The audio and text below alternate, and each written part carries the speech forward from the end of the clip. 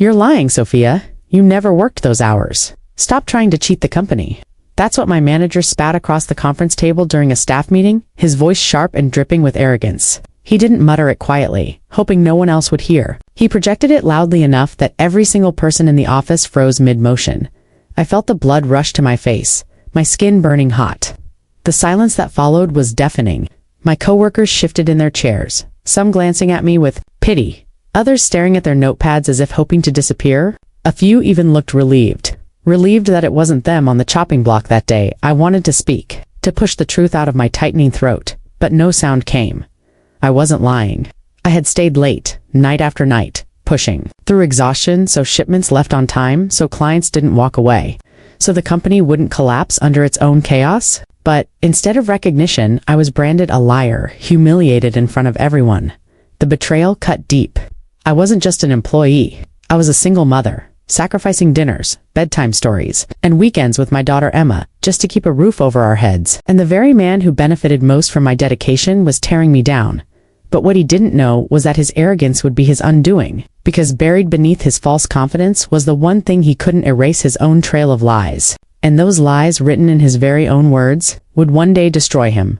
Before I tell you how I went from humiliated to victorious, subscribe to Lawful Payback and tell me in the comments where you're watching from, because this isn't just a story about lies, it's about truth catching up. My name is Sophia Bennett. I'm 39 years old and I live in Columbus, Ohio, for nearly a decade. I worked as an operations coordinator at a logistics firm. My mornings started before sunrise. I'd wake Emma, pack her lunch, braid her hair, and drive her across town to school before heading to the office. By 7:45 a.m., I was already at my desk, coffee in hand, fielding calls and answering emails while most of my coworkers were still fighting traffic. Logistics isn't glamorous. It's controlled chaos. Every day meant juggling suppliers, calming frantic clients, and reacting to sudden emergencies when trucks broke down or shipments got lost. If one link in the chain failed, everything toppled. My role was to make sure those links held together, and I wasn't the type to clock out at 5 p.m. with unfinished work. If a delivery came in late, I stayed. If a crisis landed on my desk at 8 p.m., I dealt with it. If someone else missed their shift, I picked it up. Everyone knew it. My coworkers leaned on me. My manager depended on me, but here's the part that stings. For me, those extra hours weren't about loyalty points. They were survival. Emma's school fees, the mortgage, groceries, her asthma medication. I carried it all. Those overtime hours meant the difference between keeping the lights on and sitting in the dark. And yet, to my manager, my sacrifice meant nothing. He wasn't interested in my dedication, my late nights, or the family dinners I gave up. He was interested in polishing his own image for upper management, even if that meant exploiting or erasing the people who made him look good. It began so quietly I almost doubted myself. A missing hour here, a lighter paycheck there. At first I thought maybe I'd miscalculated. Maybe payroll was delayed. But as weeks passed, the discrepancies grew. When I finally sat down with my pay stubs and compared them against my emails and delivery logs, the truth was undeniable. Overtime was disappearing. Entire shifts gone. I marched into HR with a folder of evidence. "Are you sure?" the HR rep asked, her polite smile curling into something that felt more like mockery. "Yes," I said firmly, pointing to a timestamp.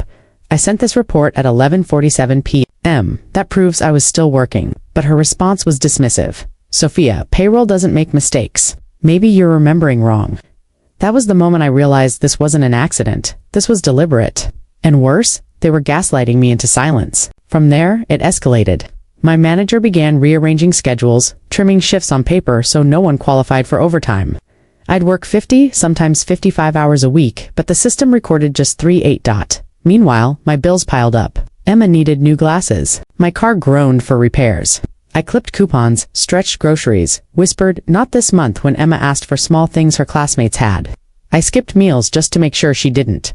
The exhaustion wore me thin. At night, I lay awake, staring at the ceiling, my manager's cruel voice echoing, "You're lying, Sophia." Some nights I almost believed him. Maybe I was mistaken. Maybe I was crazy. But then came the night that changed everything. It was late on a Friday evening. The office was deserted, silent except for the hum of fluorescent lights. I was gathering my things when I noticed a stack of documents left carelessly on a desk. Curious, I picked them up. Payroll reports. The first page had my name. My heart dropped as I scanned the hours. They didn't match reality. Every late night, every weekend erased. I flipped through more. It wasn't just me. Dozens of employees had hours missing. The theft was systematic, intentional, and there, at the bottom of every page, was the signature my manager's. The same man who humiliated me in front of the office was the one falsifying payroll. He had been stealing from all of us.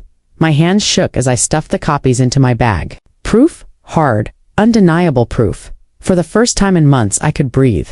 I wasn't the liar. He was, and his arrogance had left a paper trail that would destroy him that Monday. I walked into a downtown law office, clutching my bag like it carried treasure. The attorney Carter scanned the reports silently. When he finally looked up, his words were calm, but electrifying. Sophia, this isn't just unethical. This is illegal. They've been falsifying payroll. You have a case. For the first time in months. Hope flickered inside me. But hope wasn't enough. The company hit back with everything they had. They hired high-priced attorneys. HR swore their system was flawless. My manager smirked his way through depositions, acting as though victory was already his. The stress nearly broke me. I cried at night. I doubted myself.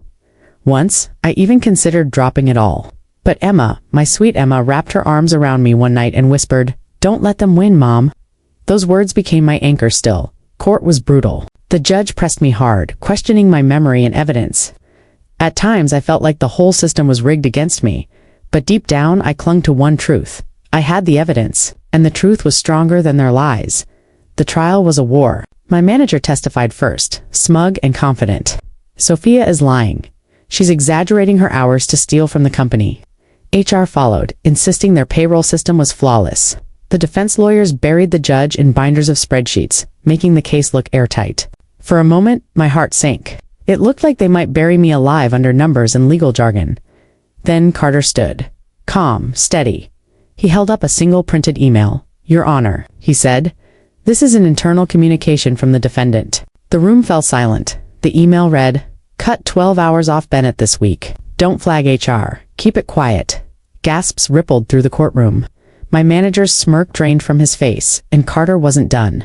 He produced adjusted delivery logs, even testimony from a coworker who admitted her hours had been cut too. Piece by piece, the defense's tower of lies collapsed. By the time closing arguments arrived, my manager looked less like a confident leader and more like a trapped animal, cornered by his own deceit. The judge ruled in my favor. The company was ordered to repay every stolen hour plus damages and penalties, tens of thousands of dollars, but the money wasn't what mattered most. The real victory was vindication. After months of humiliation, sleepless nights, and doubt, the truth had prevailed. The man who once sneered, "You're lying," couldn't even meet my eyes. As the verdict was read, his career was over. His arrogance had destroyed him. I walked out of that courthouse with Emma's arms wrapped tight around me, my head held high. For the first time in months, I felt free, and I'll never forget.